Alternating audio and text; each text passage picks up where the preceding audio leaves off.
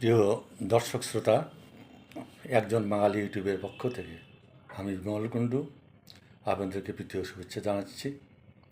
বন্ধুগণ, একজন বাঙালির কথা বলতে গিয়ে আমরা ইতিপূর্বে মধ্যযুগ পর্যন্ত শেষ করেছি এবং আধুনিক যুগে এসে আমরা বাংলা সাহিত্যের তথা সমগ্র ভারতবর্ষের একজন শ্রেষ্ঠ বাঙালি রাজা রামমোহনের কথা তুলে ধরেছি।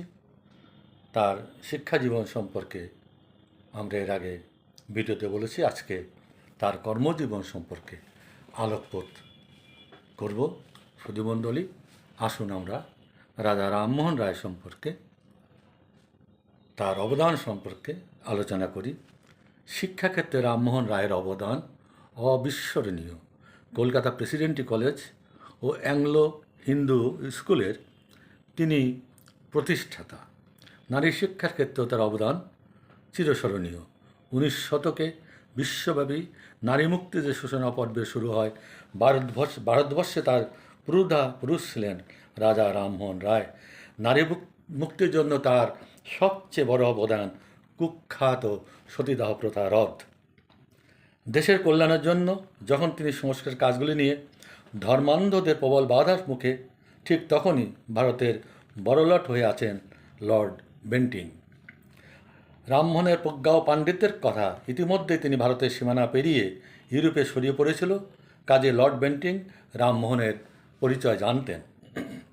দায়িত্ব গ্রহণ করেই তিনি রামমোহনকে ডেকে পাঠালেন এবং ভারতের জন্য কী করণীয় তা জানতে চাইলেন। রামমোহন প্রথমেই তাকে সতীদাহ প্রথা রদ করার জন্য অনুরোধ জানালেন। 1829 সালের ডিসেম্বর মাস ভারতের নারী জাতির জন্য চিরস্মরণীয় একটি দিন। বড়লাট এক আদেশ বলে সতীদাহ প্রথা রদ করে দিলেন, কিন্তু মৌলবাদীরা এর বিরুদ্ধে বিলাতের প্রিভি কাউন্সিলে আপিল দায়ের করলে রামমোহন প্রতিদ্বন্দ্বিতা করার জন্য বিলাত যা মনস্থ করলেন, কিন্তু যাব বললেই তার যাওয়া হচ্ছে না। বিলেতে তিনি যাবেন কোন পরিচয়ে?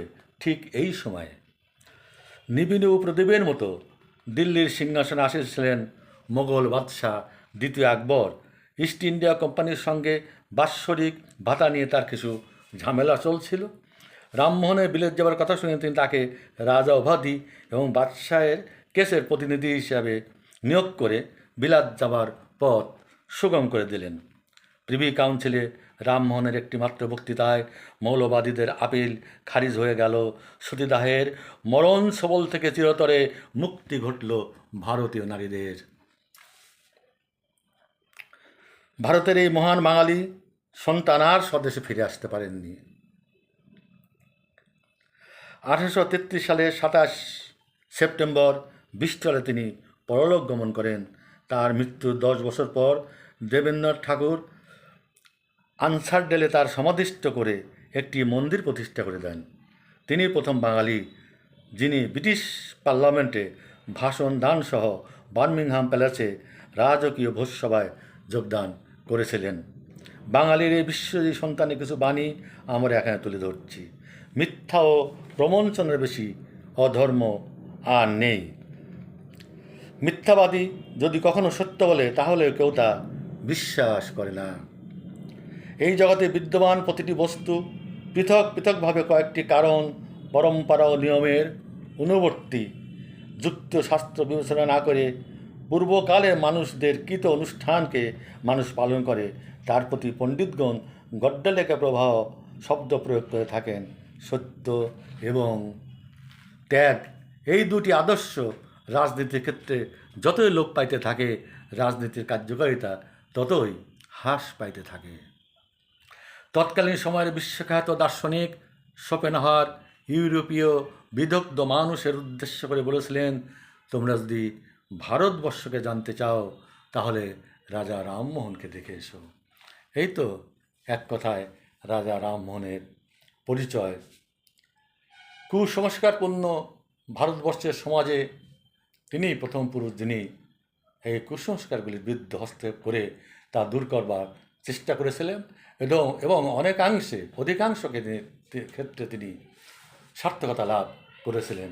তিনি ভারতবর্ষে নারী শিক্ষার অগ্রদূত, নারীদের নামে স্কুল প্রতিষ্ঠা করেছিলেন এবং সবচেয়ে বড় কথা, নারীদের যে অভিশপ্ত সতীদাহ প্রথা তা তিনি রদ করে সর্বকালের জন্য বাঙালি সমাজ তথা ভারতীয় সমাজের তথা পৃথিবীতে একজন মহৎ এবং অনবদ্য মানব হিসাবে উচ্চতা এবং পরিচয় লাভ করেছিলেন। বন্ধুগণ, এই পর্যন্তই। আপনাদের সবাইকে আন্তরিক অভিনন্দন। আশা করি রাজা রামমোহন সম্পর্কে যে সামান্য আলোচনা করলাম, আপনাদের এটা কেমন লাগে মন্তব্য দিয়ে তা আমাকে জানাবেন। সবাইকে আন্তরিক অভিনন্দন, ধন্যবাদ। জয় বাংলা, জয় বঙ্গবন্ধু।